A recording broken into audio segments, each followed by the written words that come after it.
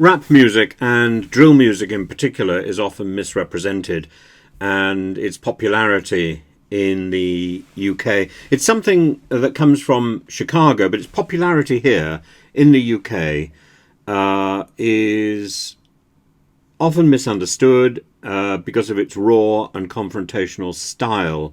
The genre reflects the harsh realities of life in marginalised communities, with lyrics detailing violence, street life, struggles in society, with systemic neglect, often to do with sort of cultural issues like segregation, like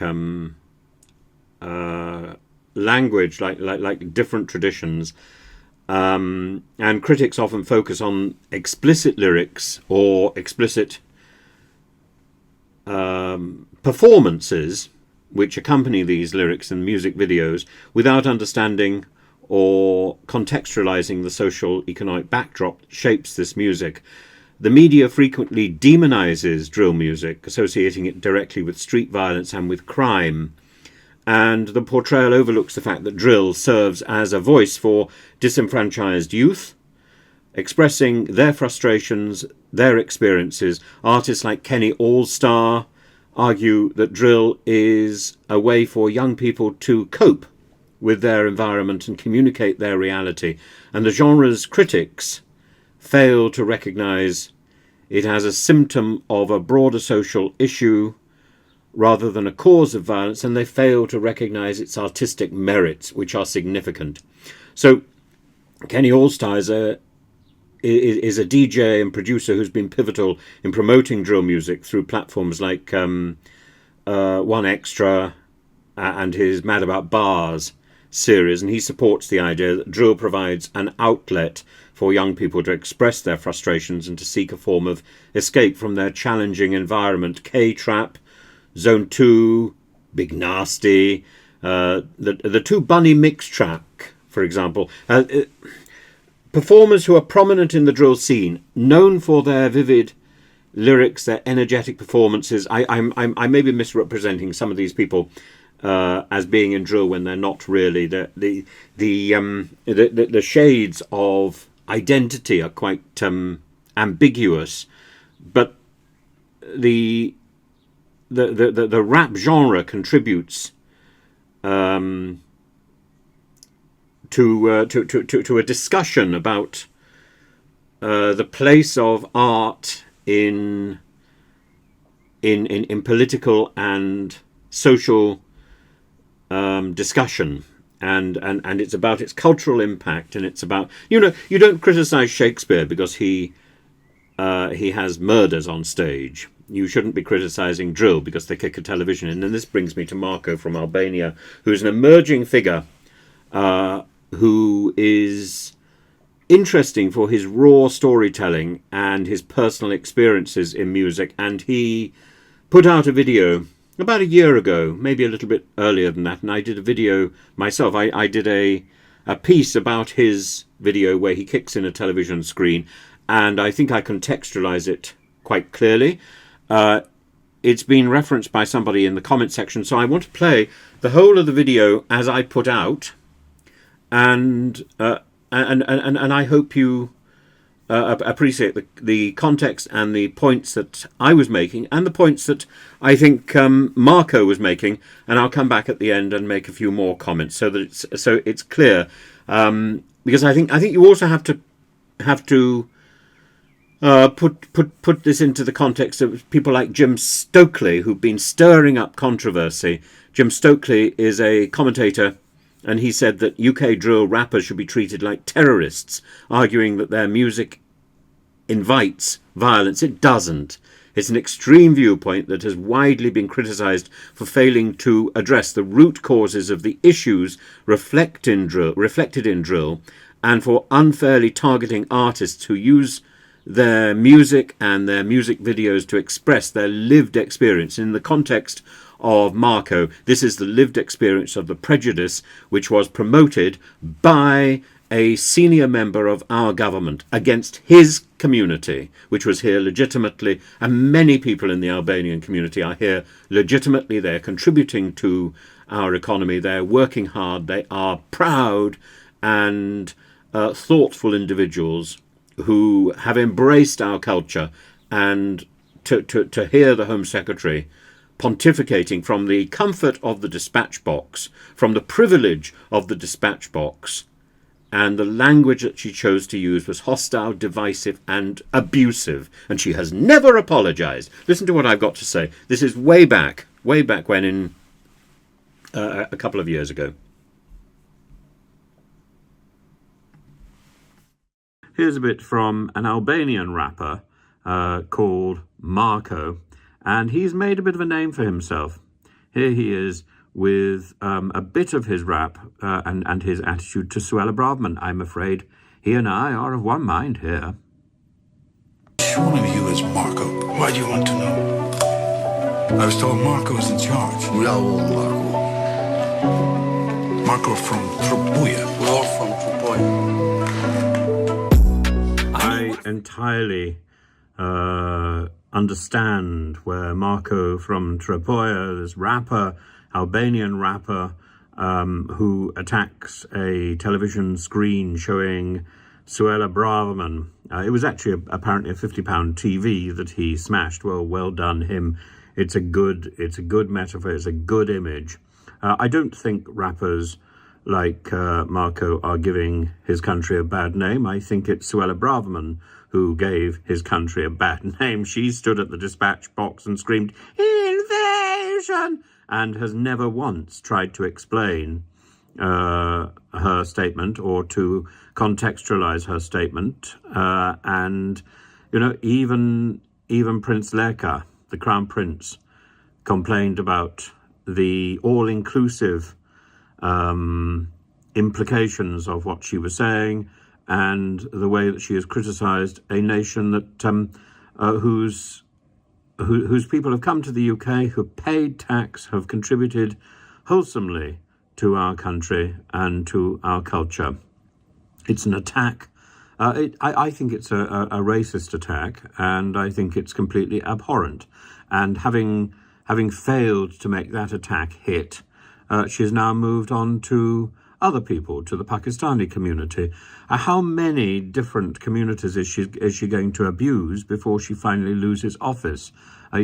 She's got a limit, I suppose, but this is the sort of language that, as Lineker pointed out, it's the sort of language that was used in the 1930s, I think not just in Germany, but across Europe, and it is reprehensible.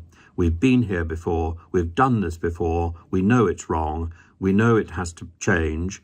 One of the changes that we put in place was the 1951 Refugee Convention, and this mad Home Secretary is ignoring that and putting forward her own laws which claim that it is illegal to cross the Channel and to plead for asylum here. It's not illegal.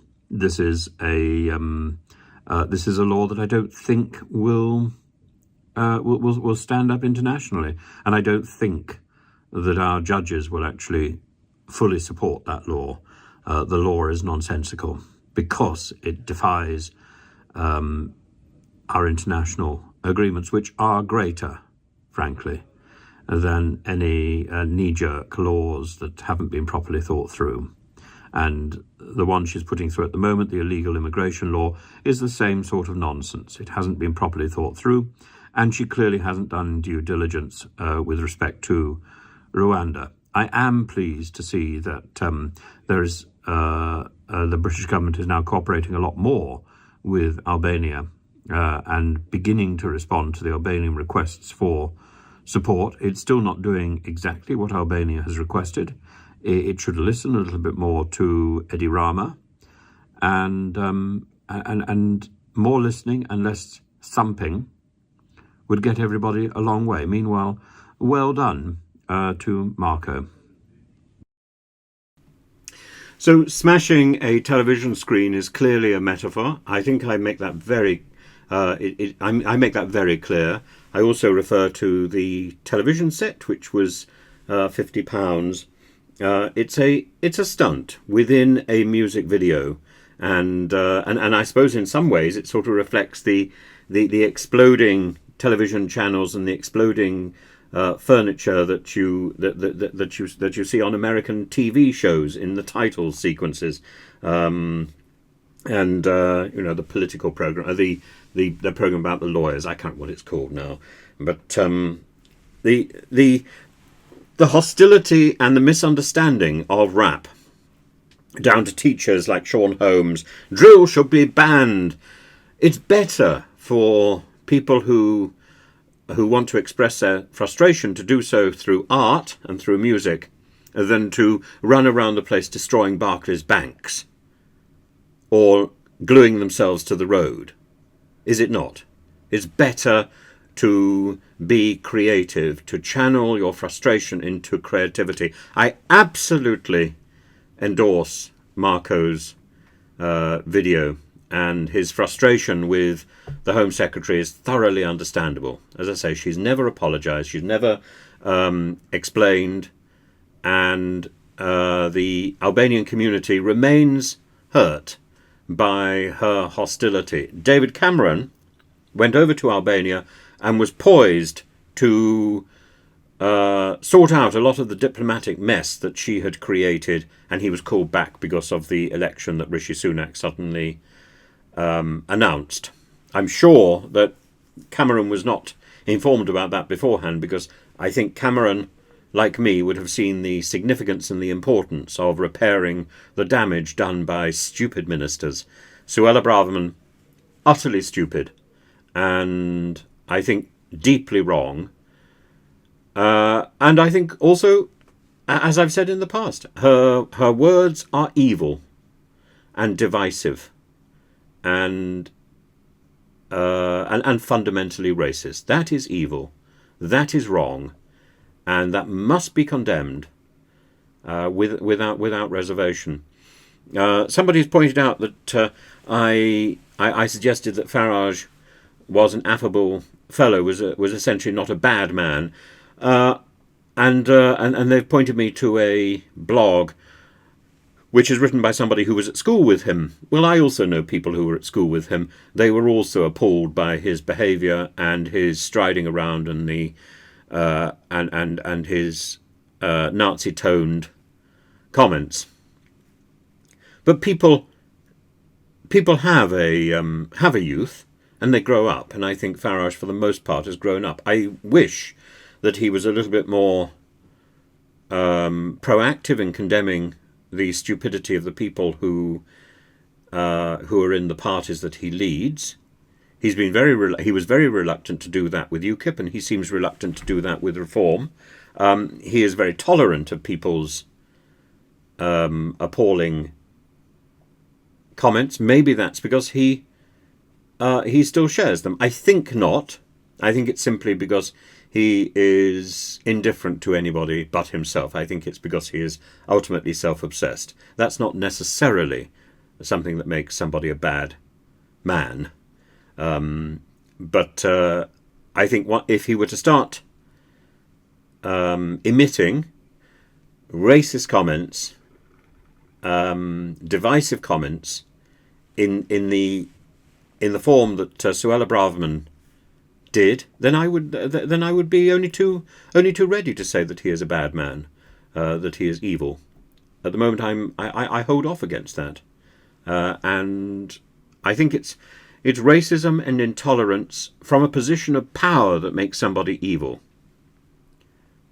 Suella Braverman had that power. Farage doesn't. Farage is a wannabe. Farage simply has the command of an audience. That is not the same thing. Suella Braverman wielded real power and used it to divert attention away from the errors of her own ministry and her own government, to point the finger at other nationalities and people who were vulnerable. And it is wrong, evil, wrong, hurtful. And I still await an apology. I'm sorry.